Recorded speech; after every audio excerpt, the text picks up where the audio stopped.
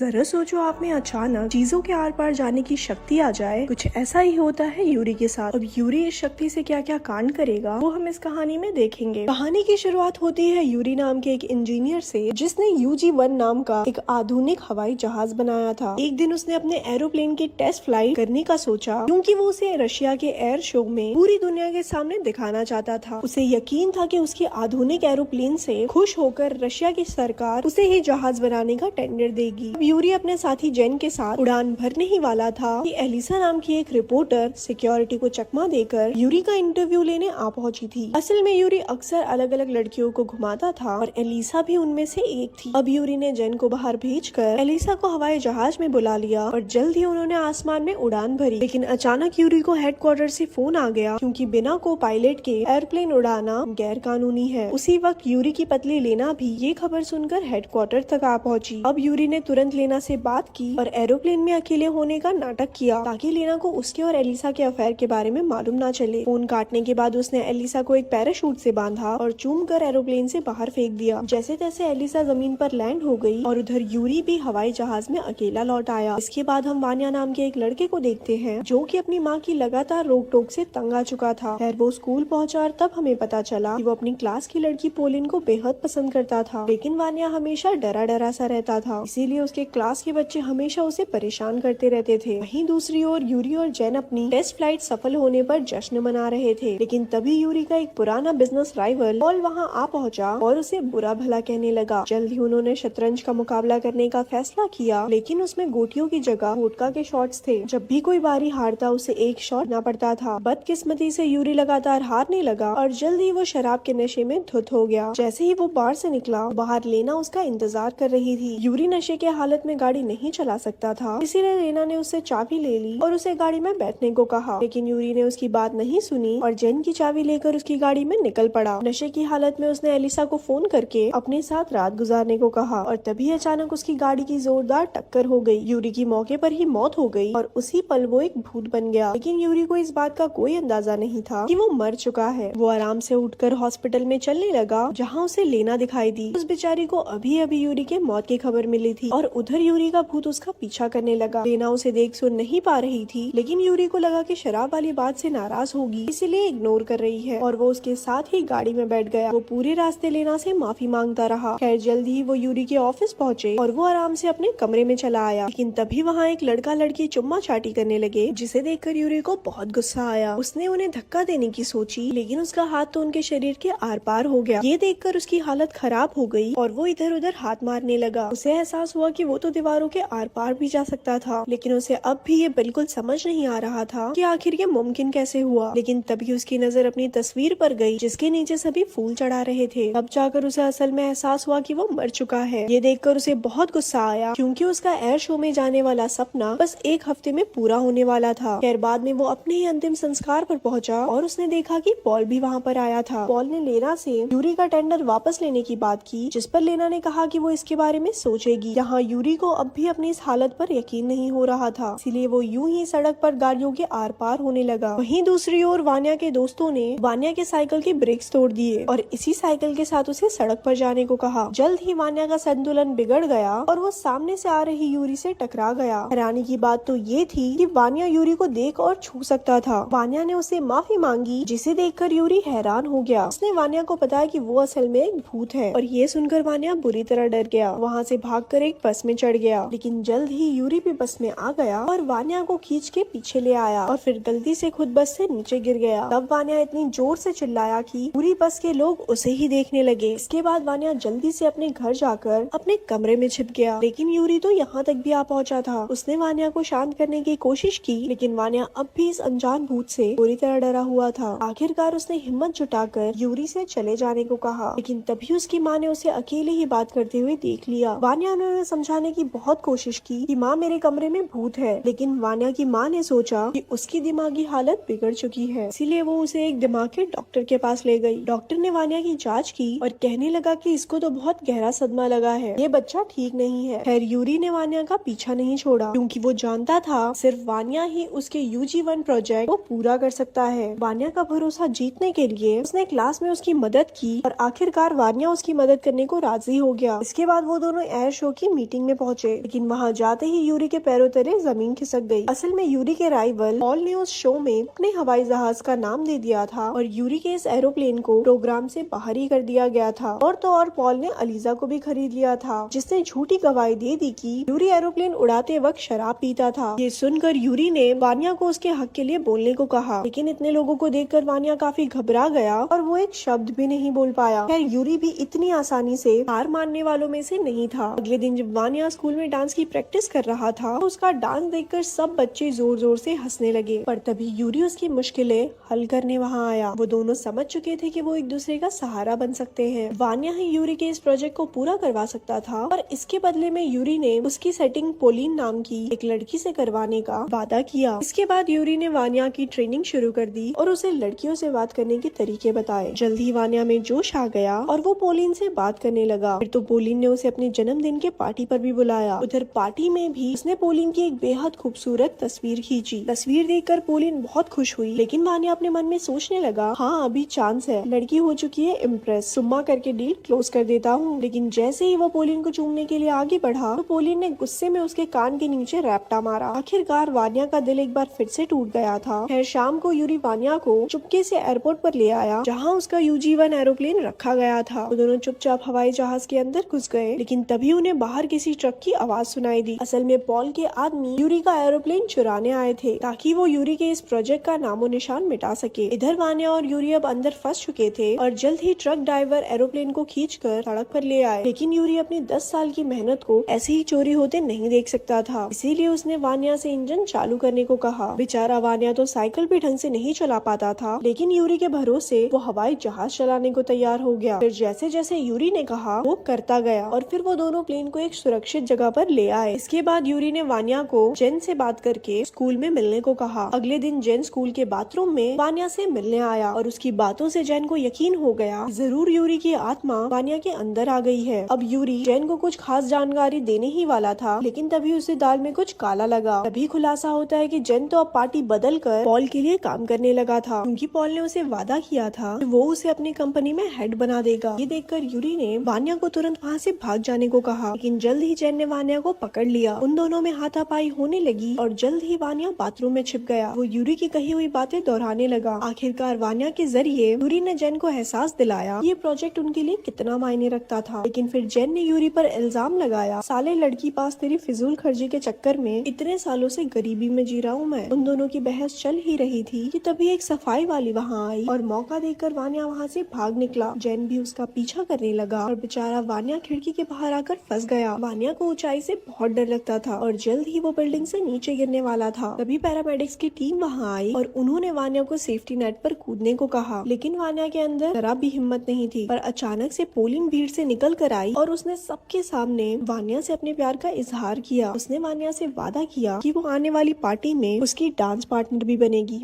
उसकी बातें सुनकर वानिया में जोश आ गया, जिंदा रहना है तो जिंदगी बढ़िया है आगे, और वो हिम्मत कर नेट पर कूद गया। लेकिन वो कहाँ जानता था कि पोलिन ने ये सब सिर्फ उसकी जान बचाने के लिए कहा था। खैर नीचे आने के बाद वानिया में अलग ही हिम्मत आ गई। इसके बाद यूरी और वानिया फिर से UG-1 को सफल बनाने के लिए उसकी तैयारी में जुट गए। यूरी ने कई दिनों तक वानिया को हवाई जहाज उड़ाने की ट्रेनिंग दी, लेकिन जल्द ही वानिया की माँ को भनक लग गई कि वानिया स्कूल छोड़कर बाहर घूमने जाता है। इसी वजह से उसकी माँ ने उसे सजा के तौर पर घर में कैद कर दिया। लेकिन आज उसका डांस प्रोग्राम था और फिर बाद में उसे एयर शो में यूरी का प्लेन भी उड़ाना था, इसीलिए वो कपड़ों की रस्सी बनाकर अपने कमरे की खिड़की से भाग निकला। इसके बाद वो तुरंत स्कूल पहुंचा, लेकिन वहाँ जाते ही उसका दिल चकनाचूर हो गया। पोलिन ने तो किसी और लड़के को अपना डांस पार्टनर बना लिया था और तब वानिया को पता चला कि उस दिन पोलिन ने जो कुछ भी कहा वो सब वानिया पर दया खाकर कहा था। उसकी सारी उम्मीदों पर पानी फिर गया था, इसीलिए उसने अपना चक्कर छोड़कर यूरी का मिशन पूरा करने का फैसला किया। इसके बाद यूरी और वानिया उस खुफिया जगह पर पहुँचे जहाँ UG-1 खड़ा था। यूरी के सहारे उसने इंजन शुरू किया और धीरे धीरे एरोप्लेन को हवा में ले गया। जल्द ही वो दोनों एयर शो में पहुँच गए और यूरी के एरोप्लेन को वहाँ देखकर पॉल और बाकी कंपनियों के तो खुश ही उड़ गए। खैर जल्द ही वानिया ने हवाई जहाज लैंड किया और उसके बाहर आते ही चारों ओर रिपोर्टर्स की भीड़ जमा हो गई। उसी वक्त जेन को भी अपनी गलती का एहसास हो गया और उसने वानिया से माफी मांगी। आखिरकार यूरी का सपना पूरा हो चुका था, इसीलिए उसने धरती से विदा लेने का फैसला किया। उसे ज्यादा देख वानिया की आंखें भर आई। उन दोनों ने एक दूसरे को आखिरी बार गले लगाया और इसी के साथ यूरी चला गया। अंत में हम देखते हैं कि पोलिन को भी अपनी गलती का एहसास हो गया और उसने वानिया से माफी मांगी।